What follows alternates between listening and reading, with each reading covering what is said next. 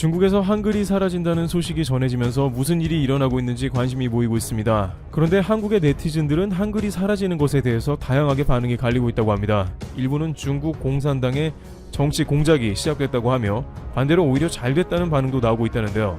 갑자기 중국에서 한글이 사라진다는 의미는 무엇이며 구체적인 정황과 한국의 의견을 살펴보겠습니다. 최근 중국 내몽고 자치구에서 중국어 교육 강화에 대한 반대 시위가 벌어진 가운데 중국 내 일부 조선족 학교들에서 한국어 설명이 빠진 중국어 과목 교과서를 쓰기 시작한 것으로 전해졌습니다. 14일 중국의 A지역 조선족 학교 관계자에 따르면 이 학교는 새학기가 시작한 이번 달부터 한국의 초등학교 1에서 6학년과 중학교 1, 2학년에 해당하는 1에서 8학년의 중국어 과목 교과서를 교체했습니다. 기존 연변 교육출판사 교재는 중국어뿐만 아니라 한국어 설명이 함께 쓰여있고 예문의 조선족 관련도 반영된 반면 이번에 바뀐 인민교육출판사 교재는 중국 전역에서 공통으로 사용하는 중국어로만 기술된 책인 것으로 전해졌습니다. 이 관계자는 국가 정책에 따른 조치라면서 어느 민족이든 중국어 과목 교과서는 번역하지 못하고 중국어로 기술된 교재로 학습하게 된다고 말했습니다. 이어서 이 학교는 정치 과목에 해당하는 도덕과 법치는 2021년, 역사 교과서는 2022년부터 중국어로만 기술된 교과서를 채택할 예정이라고 설명했습니다. 중국 당국이 중국어, 도덕과 법치, 역사 등 3개 과목의 공통 교육을 강조하면서 교재도 순 중국어로 된 것으로 통일하고 있다는 것입니다. 이 3과목 이외에는 학교의 재량으로 선택할 수 있도록 할 방침인 것으로 전해졌습니다. 국가 정책에 따른 조치라는 것은 이것이 중국 정부에서 적극 개입했다는 것으로 한글로 변기된 교재는 문제가 있다는 것입니다. 이는 처음 있는 일로 중국 정부의 움직임에 중요한 뜻이 담긴 것입니다. A지역의 또 다른 조선족 학교 관계자는 이달부터 1학년, 초등학교 1학년과 7학년, 중학교 1학년 중국어 교과서, 7학년과 10학년, 고등학교 1학년 역사 교과서를 인민교육 출판사 것으로 교체했다고 말했습니다. 그러면서 역시 중국의 민족 정책에 따른 것으로 번역이 정확하지 못한 것에 대비해 공통교재로 변경한 것이라고 밝혔습니다. 중국 정부에서 뭔가 위기의식을 느꼈다는 것이 반영된 것입니다. 이렇게 중요 교육 부분에서 한글이 사라지면 서서히 조선족들도 한글을 잊는 게 아닌가 우려가 되는데요. B지역 조선족 학교도 이번 학기부터 1학년 및 7학년 중국어 과목 교재를 인민교육 출판사 것으로 바꿨다고 전했습니다. 전체적으로 중국 정부로부터 공지가 내려와서 동시다발적으로 진행되는 모습입니다. C지역 조선족 학교는 그러한 소문이 있지만 아직 공문을 받은 바 없다. 지금은 한국어, 중국어 모두로 기술된 교재를 쓰고 있다면서도 1, 2년 사이에 바뀔 수는 있을 것이라고 밝혔습니다. 베이징의 한 소식통은 올해 하반기로부터 조선족 학교 교재 등을 새로운 것으로 쓴다는 것 같다면서 조선족뿐만 아니라 소수민족들에 대해 중앙 집권적 교육, 한화, 중국 문화 동화, 강화 움직임이 있다고 평가했습니다. 그러면서 중국 정부로서는 신장 위구르 자치구 문제가 있는 상황에서 다른 문제까지 국제적으로 부각되는데 신경 쓰고 있을 것이라면서 중앙정부가 소수민족 의견을 어떻게 수용할지 지켜봐야 할 상황이라고 밝혔습니다. 앞서 내몽고 자치구에서는 이러한 조치에 반대하는 시위가 벌어져 논란이 된 바 있습니다. 뉴욕타임스 등의 보도에 따르면 수천 명의 몽골족이 이들 3개 과목 교과서를 몽골어에서 중국어로 대체하는 데 반대해 시위를 벌였습니다. 군중들은 학교 밖에서 몽골어를 배우는 것은 빼앗길 수 없는 권리라고 적힌 플래카드를 걸고 구호를 외쳤습니다. 미국에 있는 내몽고 인권단체는 지난 70년간 중국이 내몽고에서 문화 배척을 계속해왔다면서 몽골어는 몽골족의 정체성의 마지막 남은 상징이라고 말했습니다. 결국 중국 정부는 내몽고나 위구르 등의 각종 문제가 이어지자 새로운 소수민족 관련 정책을 실시한 것입니다. 한편 이와 같은 중국 정부의 한국과 관련 있는 것들을 제거하는 작업은 처음 있는 일은 아닙니다. 대표적으로 동북공정은 현재 중국 국경 내에서 벌어진 고구려와 발해 등 고대 국가의 모든 역사를 중국사로 만들기 위해 2002년부터 중국이 추진한 동북쪽 변경 지역의 역사와 현상에 관한 연구 프로젝트입니다. 특히 중국은 만리장성이 중국의 평양까지 뻗어 있다는 작업을 전 세계를 대상으로 진행하기도 했습니다. 세계 주요 백과사전에는 평양까지 만리장성이 그려져 있는데 이는 중국의 작업이라고 판단됩니다. 반크는 지난 7월에 SNS에 만리장성이 고무줄인가요? 라는 제목으로 비판 포스터를 제작해 배포하였고 2만여 명이 넘는 외국인들이 좋아요를 누르며 중국의 황당한 역사 왜곡에 항의하기도 했습니다. 이런 식으로 중국은 한국의 역사는 따로 없으며 심지어 한국은 중국의 속국이라고 주장합니다. 트럼프 대통령도 시진핑 국가주석의 그런 말을 듣고 한국은 중국의 속국이었다고 얘기하기도 했습니다. 중국 관광객이 경복궁 등을 보면서 중국을 본따 만든 곳이며 중국의 속국이어서 그랬다는 말도 듣습니다. 고구려의 광개토 대왕비에 대해서도 2017년경부터 중국 당국에 의해 왜곡이 자행되고 있는 상황입니다. 그들은 길림성에 있는 광개토 대왕비의 안내판에 광개토비는 중화민족의 비석이라고 기술했습니다. 가면 갈수록 중국은 노골적으로 한국의 역사를 중국 땅에서 지우거나 왜곡하고 있는 것입니다. 특히 한국의 사드 배치 이후 한알령이 내려지고 한국과 외교관계가 틀어진 2017년이었기 때문에 더욱더 노골적인 한국 역사 지우기와 몰아내기는 중국에서 지속될 것으로 관측되고 있습니다. 그러다 보니 일부 네티즌들은 중국의 이러한 행위는 더 이상 용납할 수 없으며 외교적으로 항의해야 하고 국제적으로도 중국 정부의 부당한 처사를 널리 알려야 한다는 의견도 나오고 있습니다. 또한 중국 연변 등에 살고 있는 조선족들은 엄연히 한국 땅의 후손이고 그러한 전통을 이어나가야 한다고 말합니다. 게다가 중국과 국경을 맞닿고 있는 가운데 이러한 중국의 움직임은 한국에서도 적지 않은 우려가 되고 있는 것입니다. 중국에서 유출된 지도를 보면 북한의 유사시에 통일 방안에 대해서도 논하고 있다고 전해집니다. 중국에서는 북한을 상당 부분 통치해야 한다며 러시아, 미국 등과 나누는 방안을 설명합니다. 이는 중국이 한반도가 자신들의 영토이니 결국에는 수복해야 한다는 인식을 반영한다는 것입니다. 적어도 한국에서 중국 정부의 움직임에 대해서 관찰하면서 앞으로 한국의 역사에 대해서도 더 많은 왜곡과 억지 주장을 확대해 나갈지 면밀하게 살펴야 한다는 것입니다. 그런데 여기서 의문이 드는 것은 중국 정부가 한글을 다행히 자기들 언어라고 주장하지 않은 것입니다.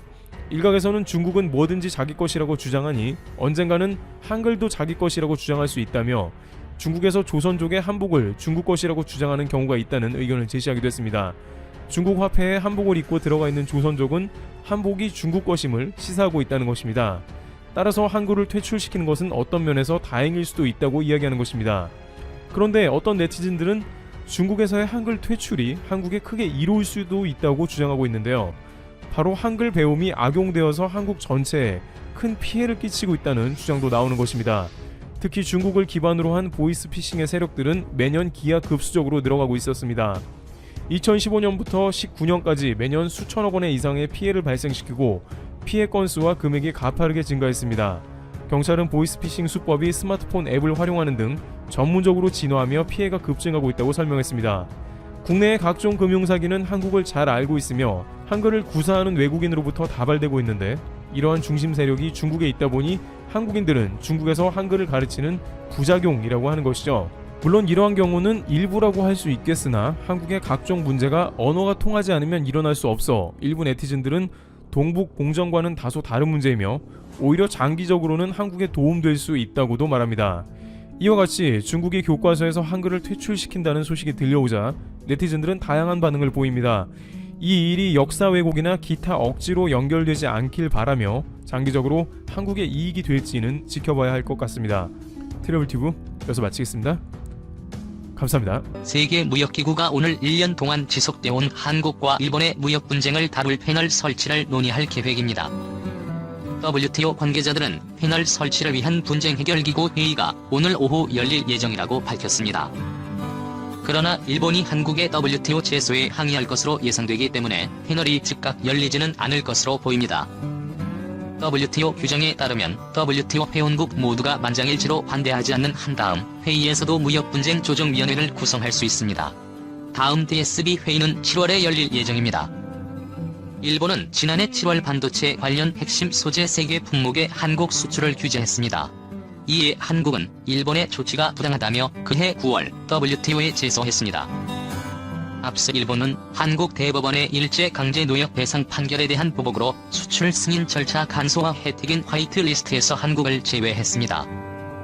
하지만 한국이 자체 기술을 육성하고 공급처 다변화에 성공하면서 한국 기업에 큰 영향을 미치지 못했습니다. 한편 일본은 한국이 WTO에서 이 사건을 제기하기로 한 데 대해 즉각 깊은 유감을 표명하고 자국의 수출 제한 정책은 합법적이고 합리적이었다고 거듭 주장했습니다. 한일 갈등이 강제징용 배상 판결과 수출 규제를 넘어 국제 무대로 전선을 확대하고 있다. 주요 7개국 참여 등을 통한 한국의 국제 위상 강화 시도에 일본이 제동을 걸면서다. 일본 정부 대변인인 스가 요시히데 관방장관은 29일 오전 정례 기자회견에서 도널드 트럼프 미국 대통령의 G7 확대 구상과 관련해 G7 틀 자체를 유지하는 것이 매우 중요하다는 공식 입장을 밝혔다.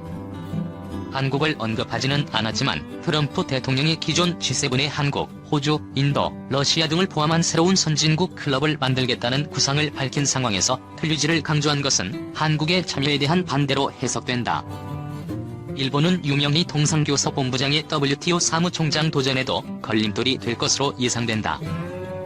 유 본부장은 일본의 수출 규제에 대한 한국 정부의 WTO 제소를 이끌어온 만큼 일본 정부로서는 유 본부장의 WTO 사무총장 이 후보가 한일 무역 분쟁에 미칠 영향에 부담을 느낄 수밖에 없다.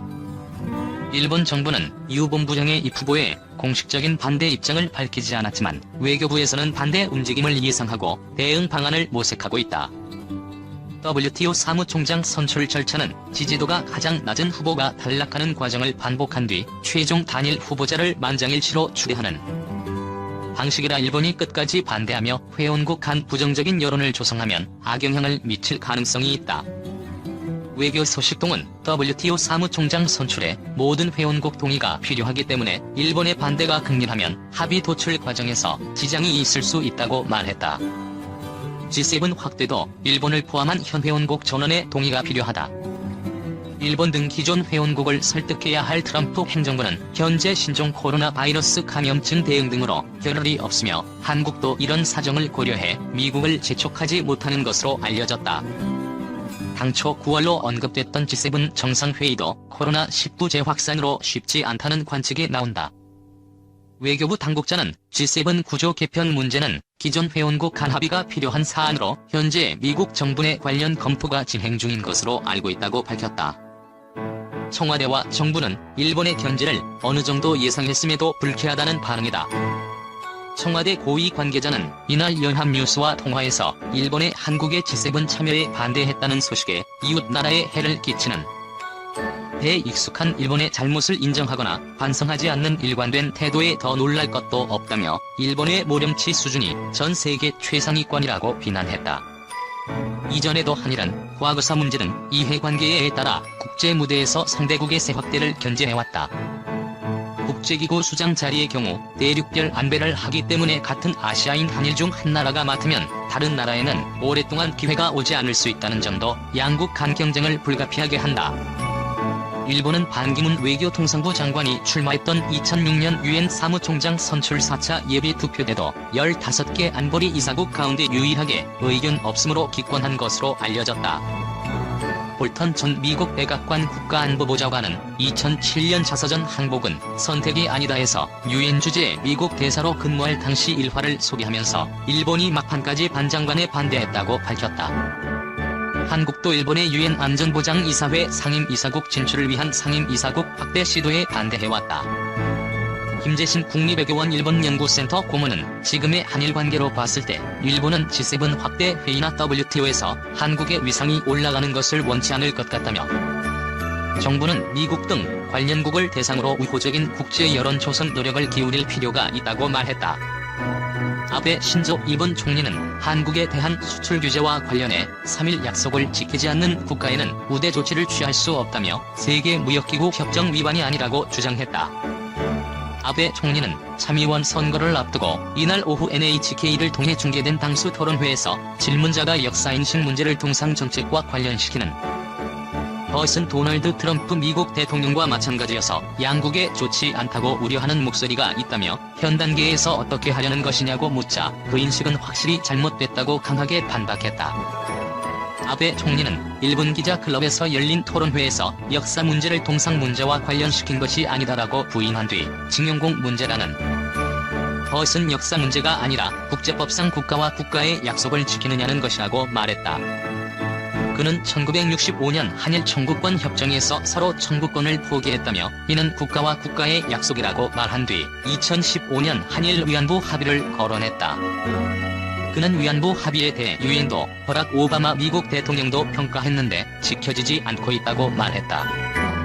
아베 총리는 이어 국제적 약속이 지켜지지 않고 있다는 문제이므로 당신의 인식은 틀렸다며 이런 가운데 이번 조치는 WTO에 반하는 조치가 아니라 무역관리의 문제라는 주장을 펼쳤다. 그는 바세나르 체제라는 것이 있다고 말을 꺼낸 뒤 일본도 들어가 있다. 안보를 위한 무역관리를 각국이 한다는 것은 의무라며 그 의무 속에서 상대국이 약속을 지키지 않는 가운데 지금까지의 우대 조치는 취할 수 없다는 것이라고 주장했다. 아세나르 체제란 재래식 무기와 전략물자 및 기술의 수출을 통제하고 이에 관한 투명성을 높일 목적으로 설립된 국제협의체로 한국도 가입돼 있다. 아베 총리는 언론을 겨냥해 잘못 보도하고 있는 점이 있는데 금수가 아니다고 지적한 뒤 지금까지의 우대 조치를 취할 수 없다는 것은 당연한 판단이라고 반복했다. 그는 WTO에 반한다는 이야기는 절대로 아니기 때문에 바른 인식을 가지기 바란다라고도 말했다.